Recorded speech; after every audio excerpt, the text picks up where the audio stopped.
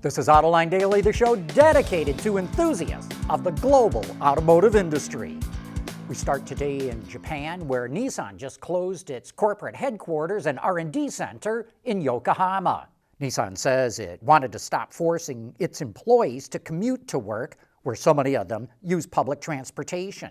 15,000 employees were told to work from home for the next 2 weeks because Japan is seeing a surge in the coronavirus. Now to the U.S., where that virus is hurting a lot of car buyers.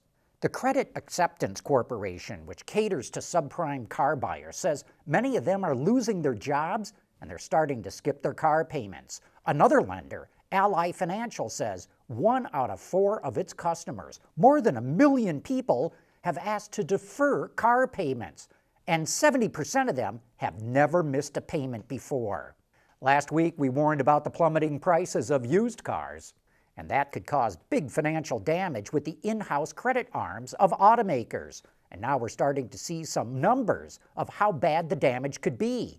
JP Morgan estimates that GM Financial could lose $3 billion, while Ford Credit could lose $2.5 billion.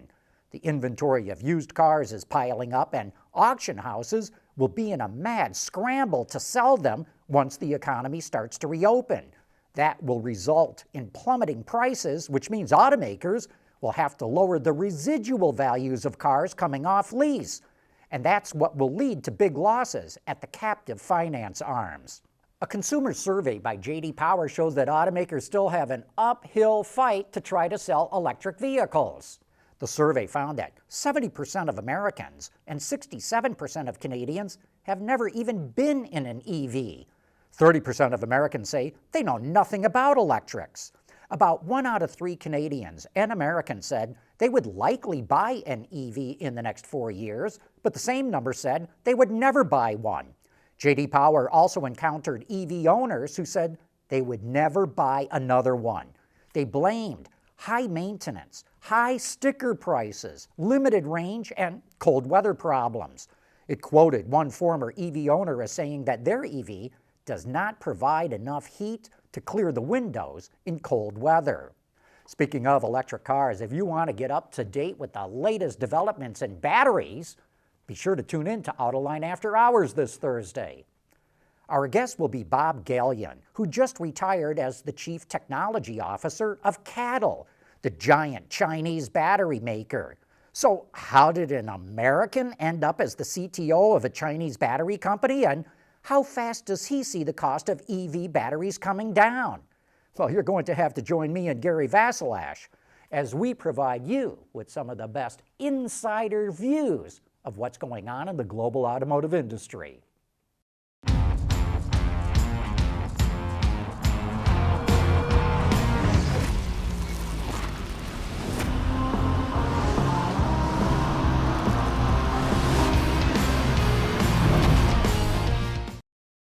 Big news in fuel cells today. Daimler and Volvo announced they're forming a new joint venture to develop heavy-duty fuel cell trucks.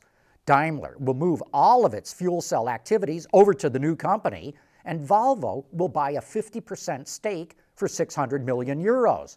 The goal will be to have fuel cells for long-haul applications in mass production in the second half of the decade, as well as develop fuel cells for other automotive and non-automotive applications. The deal should be official before the end of the year. We've shown you details about the new Audi A3 Sportback. Now, let's look at the sedan. We saw the new front end on the Sportback, but we also get to see the new rear end on the sedan, and we notice that the bodywork on the side has more complex angles than the outgoing model. The interior features a 10.1-inch center screen and a 10.25-inch screen for the driver. A 12.3-inch digital cluster is also available. Engine choices include 2 gasoline and 1 diesel. 48-volt technology is offered on the gas engines that come with an automatic transmission. Pre-sales for the new A3 start at the end of this month in many European markets, and it carries a starting price of about 28,000 euros, which is roughly $30,000. We sure like showing you those rare and historic models from Skoda. In 1961, Skoda started working on a vehicle that could be used on farms, in forestry, coal mines, and even on the battlefield. What it came up with is a short wheelbase off-road vehicle called the Type 998 or Agromobil. A roughly 40 horsepower inline four-cylinder engine sent power through a four-speed gearbox to a gear reduction unit and finally to the rear axle, which had a limited slip differential. The front wheels could also be engaged and locked, and there was a PTO shaft at the rear. The Agromobil could be configured a number of ways.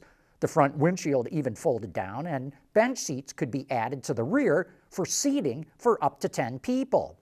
Only 13 prototypes were made, 10 of which went to the military, but the Agromobil was never produced, primarily because of the centrally controlled planned economy in the Czech Republic and the lack of influence of its army. And don't forget that the Indianapolis Motor Speedway is opening up its digital archives every Tuesday. This week focuses on the 1910s, including the shortest scheduled Indy 500. Hyundai is showing off the safety and connectivity features of the new i20. The sporty compact hatchback is available in Europe and shares a platform with the Accent. The company claims it offers the most comprehensive safety package in the B segment, featuring automated emergency braking, pedestrian detection, and a driver attention warning, which will alert drivers if it detects inattentive driving patterns. Moving to the interior, the new i20 features a 10.25-inch touchscreen with voice command, and it offers a Bose premium sound system. Connectivity features include a wireless charging pad for smartphones, and Apple CarPlay and Android Auto are now offered wirelessly. Autoline Daily is brought to you by Bridgestone Tires. Your journey, our passion. Automakers are going crazy, putting giant screens on the dashboards of their cars. Everyone is trying to outdo the other, and EV startup Byton looks like it might be in the lead. It's putting a giant 48-inch display screen in its vehicles. But will they be too distracting? I spoke with Dre Nitzed-Nelson from Byton, and here's what he had to say about why their screens are not distracting. So as you can see here, for example, you can see that the information is not that much. We have our instrument cluster like in a traditional car, pretty nicely designed in a very easy way to read and understand. We have a media player, which is basically a list element and your artwork, and that's already it in this particular case. We have, of course, other applications which will appear differently on the screen. But I give you an example. If you contrast a map experience in the car on a, let's say, 11-inch display with all the information on the map you want to see, like street names, PUIs, and all of that. And on top of it, even the interactionable items, meaning buttons, because it's a touch display, that would take up a lot of real estate. And what that means is you get actually easier distracted because you have so much information on such a small space. Now, you take the buttons out and take the rest of the information and spread them out on a bigger screen. It is much easier to read. That's not distracting at all. It's actually the opposite. What we're achieving is it's a much easier way to interact with this entire system. It's much easier to read and understand even these like little details on, for example, a map. And of course, you can watch that full interview right now on our YouTube channel. GM is going all in on renewable energy. It just signed a deal with the utility DTE Energy for 500,000 megawatt hours of solar energy. Last year, GM bought 300,000 megawatt hours of wind energy from DTE. And by 2023, that solar and wind energy will be used to power all of the company's DTE-powered facilities in Southeast Michigan. That includes the company's global headquarters in downtown Detroit, its tech center in Warren, the Milford Proving Grounds, its Orion and Detroit Hamtramck plants, as well as several other sites in the area. GM's investment of 800,000 megawatt hours is the equivalent of 63 million gallons of gas of CO2 emissions, and it's enough electricity to power more than 100,000 homes in an average year. Well, Ford just proved something that maybe we already knew. And that's that new cars are quieter than old ones. Ford made a video comparing the in-cabin noise from models dating back to 1966. Not surprisingly, the amount of noise decreases over the years and ends with the new Ford Kuga with an impressive 69 decibels inside the car. But the thing is, Ford used a plug-in hybrid version of the Kuga for the test. So while the engines of other cars were singing away, the Kuga was running on electric power. And so, of course, we would all hope that it would run quieter. And that brings us to the end of today's report. Thanks for watching Autoline Daily.